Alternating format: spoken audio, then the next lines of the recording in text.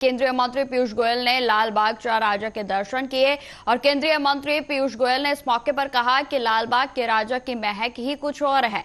मुझे यहां पर आकर बहुत ही आनंदित प्रतीत हो रहा है। सब लोगों की श्रद्धा देखकर मेरी श्रद्धा और भी बढ़ जाती है। लाल बाग का राजा का महक ही कुछ और है। जो तेज है, जो विश्वास है, जिस प्रकार से वो आत्मसार करता है हम सबके अंदर अच्छी भावना, अच्छी सोच, वो अनोखी है। मुझे अभी भी याद है, मैं सबसे पहले लाल बाग का राजा देखने 1992 में आया था। मेरी शादी 1991 दिसंबर में हुई थी और अगले वर्ष लाल बाग अपने लोकमान्य तिलक जी ने जो सार्वजनिक गणेश उत्सव 1893 में शुरू किया था, उसके 100 वर्ष मनाए जा रहे थे। तो मैं केशव चौल में जाके वहाँ दर्शन देने के बाद गिरगाम में दर्शन देके अलग अलग गणपति, शाम को लालबाग का राजा आया था। इतने लोग नहीं थे, इतनी बड़ी कतार में खड़े होकर आना नहीं पड़ा था, लेकिन जो खुद के अंदर विश्वास, खुद के अंदर जो श्रद्धा भाव उस दिन पैदा हुई थी, वो आज भी लालबाग के राजा में है।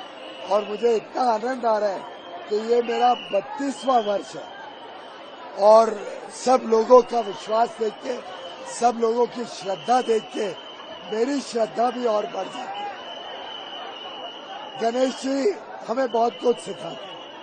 सार्वजनिक गणेश उत्सव समाज को तो एकत्रित करता ही है, समाज को नई सीख देता ही है, लेकिन हमारी युवा पीढ़ी को संस्कृति के साथ जोड़ता है, हमारी युवा पीढ़ी को अपनी विरासत की पहचान कराता है, हमारी युवा पीढ़ी को फिर एक बार धर्म की ताकत बताता है। और मुझे लगता है जितनी बार मेरा लालबाग के राजा में दर्शन होते हैं, मैं अपने आप को धन्य महसूस करता हूँ। उत्तर प्रदेश के रायबरेली में बीते सर्दियों के दौरान 200 से ज्यादा गोवंशों की जो ठिठुर का जो है मौत का मामला सामने आया है, आपको बताते चले। और इस मामले में मुकदमा भी दर्ज हो गया है। कोर्ट के आदेश पर दर्ज हुए इस मुकदमे में पशु चिकित्सा अधिकारी, बीडीओ और ग्राम प्रधान समेत 4-5 से अज्ञात जो है लोग हैं, उनको आरोपी बनाया गया है। आरोप है कि इसमें से कुछ लोग गोवंशों की दर्दनाक मौत के लिए जिम्मेदार हैं, तो कुछ मौत के बाद गोवंशों को असम्मानजनक तरीके से निस्तारित करने के भी आरोप लग रहे हैं। आपको बताते चले कि मामला जगतपुर ब्लॉक के धूता गांव का बताया जा रहा है। यहां पर सरकारी खर्च के संचालित अस्थायी गौशाला में बीते 25 जनवरी को लगभग 250 गोवंशों की भीषण ठंड के चलते ठिठुर कर मौत हो गई थी। और आरोप यह भी लग रहा है कि इन गोवंशों की मौत छिपाने के पीछे धूता ग्राम प्रधान बलराम यादव ने चुपचाप इनकी खुले में जो है अपमानजनक तरीके से उतरवाई और जिसके बाद बिना पोस्टमार्टम के ही उन्हें गड्ढे खोदकर निस्तारित कर दिया गया। वहीं आपको यह भी बताते चले कि गोवंशों के निस्तारण के समय कुछ ग्रामीणों ने यह कृत्य देख लिया था और जिम्मेदार अधिकारियों को सूचित कराया गया। और जिसके बाद आरोप है कि ग्राम प्रधान बलराम यादव के रसूख के चलते इस मामले में कोई भी कार्रवाई नहीं हुई है। ग्रामीणों ने जिला स्तरीय अधिकारियों तक से शिकायत की, लेकिन कोई भी सुनवाई नहीं हुई। और अंत में थक हार कर ग्रामीणों ने कोर्ट का सहारा लिया और जिसके आदेश पर गौशाला संचालन समितियों के जिम्मेदारों, ग्राम प्रधान, बीडीओ, पशु चिकित्सा अधिकारी समेत असम्मानजनक तरीके से गोवंशों को निस्तारित कर रहे 4 से 5 अज्ञात लोगों के खिलाफ मुकदमा दर्ज हो गया है। पूरा मामला सत्य ये है कि जनवरी 25-26 में ये काफी गौओं के मृतक का है और कुछ जिंदा भी थी।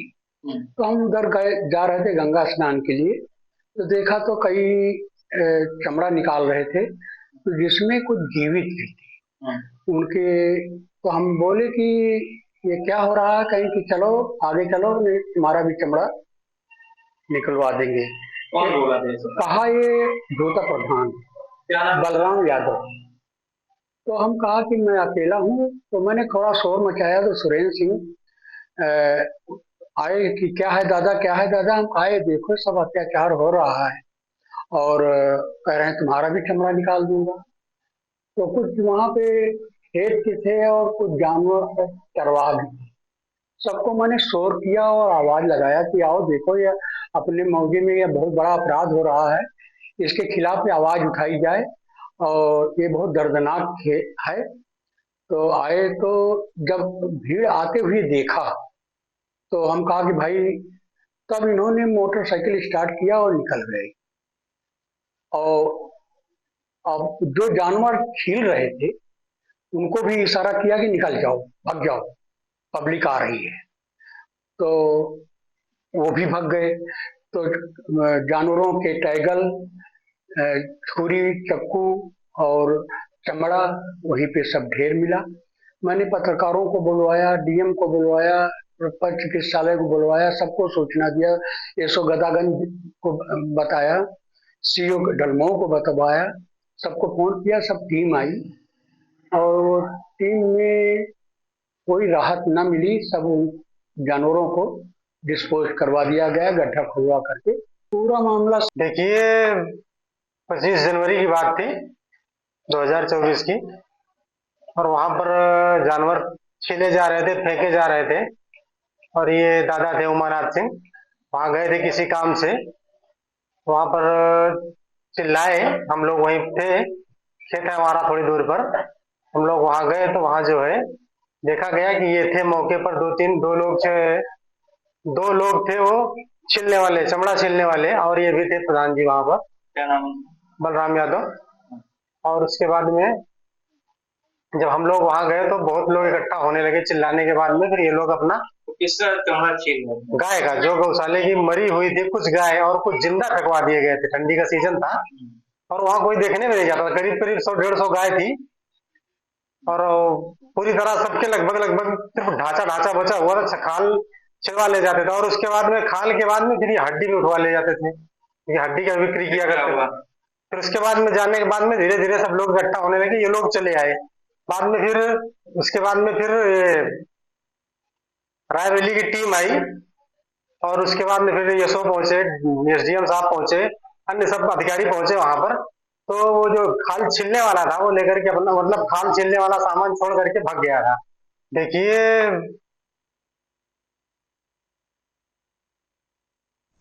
तो आपको बताते चले कि उत्तर प्रदेश के रायबरेली से ये बेहद ही चिंताजनक का मामला सामने आया, जिसमें कि आपको बताते चले कि जगतपुर ब्लॉक के धूता का गांव का ये पूरा मामला बताया जा रहा है, जहां पर 200 से 250 जो गोवंश हैं उनके बरामदगी जो है वो देखी गई। आपको बताते चले कि ये बेहद ही शर्मनाक वारदात है, जिसमें कि कई जो गाय हैं, जो उनके गोवंश हैं, उनका अपने व्यापारिक संबंध के लिए जो है इस्तेमाल किया जा रहा है। जिस तरीके से इसमें तमाम जानकारी सामने आई है उसके अनुसार आपको बताते चले कि 200 से ज्यादा गोवंशों की इसमें दर्दनाक मौत हो गई, और जिसमें मौत का कारण ठंड के कारण उनके ठिठुरन का बताया जा रहा है, और जिसके कारण उन्होंने दम तोड़ दिया। वहीं आपको बताते चले कि मौत के बाद भी जो गोवंशों का मांस था, जो गोवंशों की चमड़ी थी, उसको उनके शरीर से उखाड़ दिया गया और जिसके बाद उनकी निर्मम जो हत्या है वो हो गई।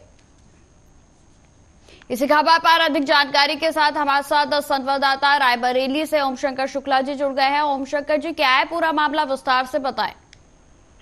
जी बिल्कुल, ये बहुत ही शर्मनाक घटना घटी थी गोवंशों के साथ जो है, जिसमें कि ठंड से जो है वो गोवंशों की मौत हुई और मौत होने के बाद उनको गौशाला के बाहर फेंक दिया गया और उनके शरीर पर जो खाल थी उसको भी उतरवाकर गोवंशों को ऐसे खुले जंगल में फेंक दिया गया था, जबकि 150 से 200 गोवंशों की संख्या थी, जिसका वीडियो सोशल मीडिया में वायरल हुआ। ग्रामीणों ने अधिकारियों के चौखट पर कई बार चक्कर कर लगाए, लेकिन कोई सुनवाई नहीं हुई, न कोई आरोपियों के खिलाफ कार्रवाई। तो थक हार कर उन्होंने जो है आखिर में न्यायालय का रुख किया। न्यायालय के आदेश पर जो है वो वीडियो जगतपुर पर चिकित्सा अधिकारी, ग्राम विकास अधिकारी और प्रधान सहित 5 लोगों पर मुकदमा दर्ज करने का आदेश दिया गया है, जिसके बाद जो है पूरे जिला प्रशासन में हड़कंप मच गया है। जी ओम शंकर जी, जिस तरीके से अभी आपने जानकारी दी कि इस मामले में अज्ञात 4 से 5 लोगों के ऊपर जो है शिकायत दर्ज की गई है, तो क्या अभी तक उन अज्ञातों की गिरफ्तारी के लिए पुलिस की ओर से प्रयास किए गए हैं? क्या कोई पहचान उनकी हो पाई है? ओम शंकर जी। जी बिल्कुल, जो है वो 5 नामजद है और 4 से 5 जो अज्ञात है, वो जैसे जो खाल निकालते हैं, जो ड्राइवर है, जो गाड़ी वाले हैं, तो जो वीडियो वायरल हुए थे उस समय के, उन वीडियो की पड़ताल करके जो है और उन आरोपियों की पहचान करके पुलिस उनकी तलाश में जुट चुकी है। जी, और जिस तरीके से ये जो जगह बताई जा रही है, ये कहाँ का मामला जो है वो पूरे तरीके से बताया जा रहा है? क्योंकि तस्वीरों में हम साफ तौर पर देख पा रहे हैं कि इसमें गौशाला के भी विजुअल जो है वो सामने आए हैं। ये बिल्कुल एक जगतपुर ब्लॉक की जूता गौशाला है, जो गलागंज थाना क्षेत्र के अंतर्गत आता है। वहाँ के एक दबंग प्रधान बलराम यादव जो गौशाला के नाम पर सिर्फ जो है वो घोटाला करते हैं, भ्रष्टाचार करते हैं। कई बार इनकी शिकायत जो है जिला अधिकारी से लेकर उच्च अधिकारियों तक हुई, लेकिन इनके प्रभाव और दबाव के कारण जो है वो कोई कार्रवाई नहीं हो पाई। अधिकारियों ने इनके खिलाफ कोई भी कार्रवाई नहीं की, लेकिन जब न्यायालय का आदेश आया तो पूरे जिला प्रशासन में हड़कंप मच गया और संबंधित गलागंज थाना अध्यक्ष ने उनके खिलाफ मुकदमा लिख के उनके आरोपियों की तलाश शुरू कर दी है। ठीक है ओम शंकर जी, लगातार आप हमारे साथ बने रहे।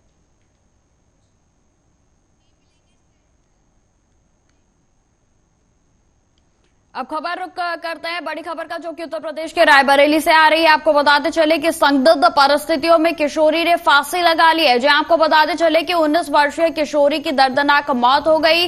वहीं मौत के बाद परिजनों के बीच कोहराम मच गया है। सूचना पर पहुंची पुलिस ने शव को पोस्टमार्टम के लिए भी भेज दिया है। तो वहीं आपको बताते चले कि शहर कोतवाली क्षेत्र के बस्तेपुर मोहल्ले की यह पूरी घटना बताई जा रही है। हालांकि आपको बताते चले कि आखिर किस कारणों के चलते 19 वर्ष की किशोरी ने दर्दनाक जिस तरीके से मौत का मामला है, जिसमें कि किशोरी के द्वारा स्वयं फांसी लगा ली गई है, आखिर किस कारण उसने फांसी लगाई यह भी पूरे तरीके से स्पष्ट नहीं हो पाया है। वहीं आपको बताते चले कि किशोरी के मौत के बाद पूरे जो परिवार है उसके बीच मातम पसर चुका है। तो इस वक्त की बड़ी खबर हम आपको बता रहे हैं, जो कि उत्तर प्रदेश के रायबरेली से सामने आ रही है, जिसमें कि आपको बताते चले कि एक 19 वर्षीय किशोरी की दर्दनाक मौत हो गई है, जिसमें मौत जो है वो किशोरी के द्वारा फांसी लगाने के कारण हुई है। तो इस वक्त की बड़ी खबर हम आपको बता रहे हैं, जो कि उत्तर प्रदेश के रायबरेली से सामने आ रही है। वहीं आपको बताते चले कि पुलिस को भी सूचना दे दी गई है और जिसमें किशोरी के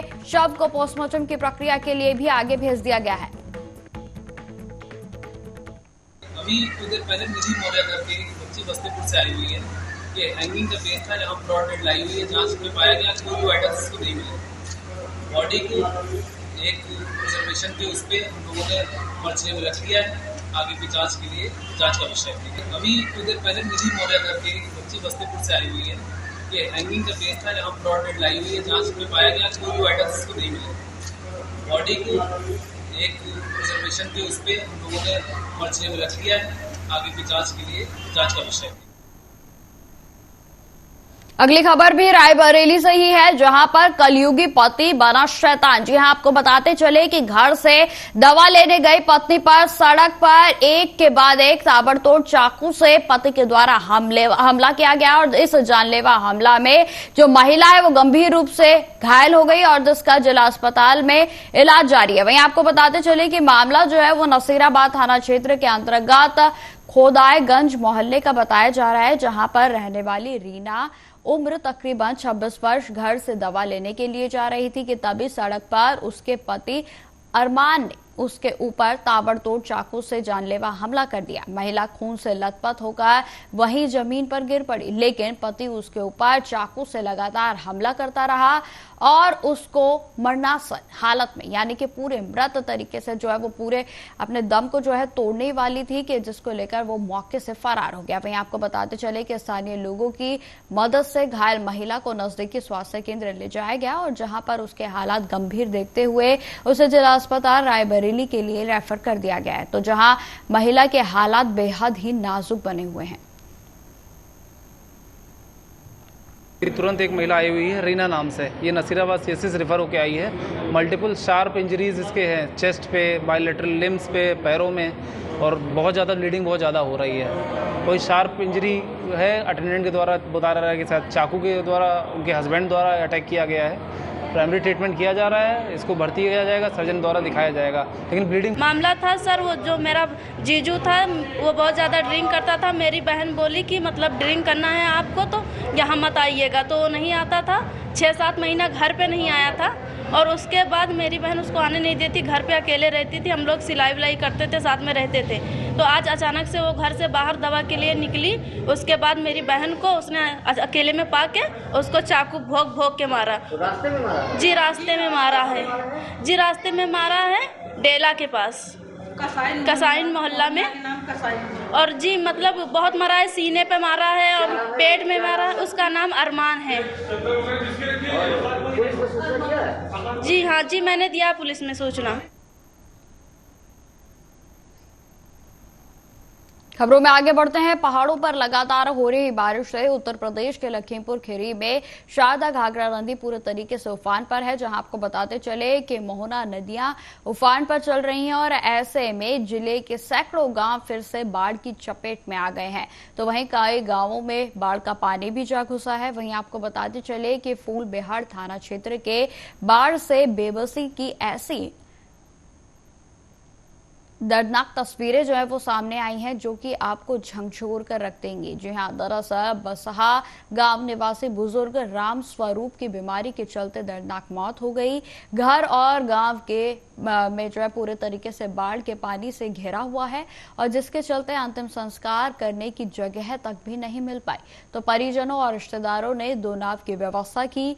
एक नाव पर चारपाई रखी गई, तो वहीं चारपाई पर शव रखकर, तो वहीं दूसरी नाव पर लकड़ियां और सामग्री लादी गई। परिजन करीब 3 किलोमीटर बाढ़ का पानी पार कर तटबंध पहुंचे, और जहां पर मृतक का अंतिम संस्कार किया गया। और ऐसे में बाढ़ पीड़ितों तक मदद पहुंचाने के दावे पर कहीं ना कहीं सवाल कई तरीके के खड़े हो रहे हैं।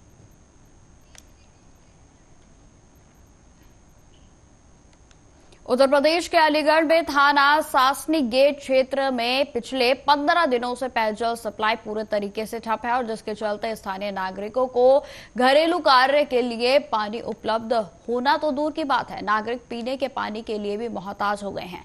और इसको लेकर नलकूप विभाग के नीचे स्तर से लेकर उच्च अधिकारियों से इसकी शिकायत की गई, लेकिन अधिकारियों ने इस पर कोई ध्यान नहीं दिया, और आज मजबूर होकर स्थानीय नागरिकों को जाम लगाकर प्रदर्शन करना पड़ रहा है।